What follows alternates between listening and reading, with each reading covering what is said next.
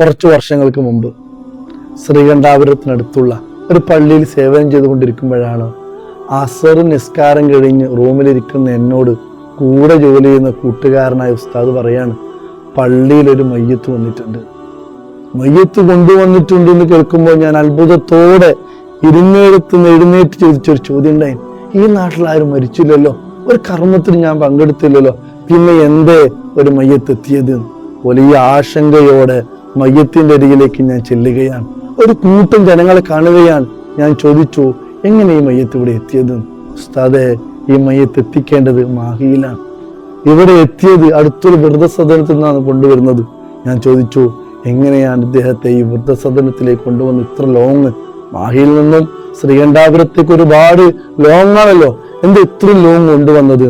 ഉസ്താദേ, പ്രായമായപ്പോ ഉപ്പാനെ കൊണ്ടുവന്ന് ജനങ്ങളെ അറിയുന്നായി, നാട്ടുകാരെ അറിയുന്നതായിട്ട് ഇത്ര ലോങ് കൊണ്ടുവന്നതാണ്. സങ്കടത്തോടെ പറയട്ടെ, നമ്മളെ വാപ്പ, നമ്മളെ ഉമ്മ, നമ്മളെ കുടുംബം നാമാണ് നോക്കേണ്ടത്. വൃദ്ധസദനത്തിലേക്ക് തള്ളുമ്പോൾ നാളെ എനിക്കും പ്രായമാവാനുണ്ട് എന്നുള്ള ബോധം ഉണ്ടാവൽ നല്ലതാണ്.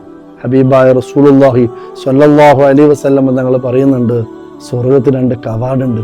വാപ്പന്റെ ഉമ്മന്റെ പൊരുത്തം കിട്ടിയ ആൾക്ക് ആ കവാടത്തിലൂടെ പോവാൻ കഴിയുള്ളൂ എന്നുള്ള വാചകം എന്ന ഹദീസ് ഓർമ്മപ്പെടുത്തുന്നു.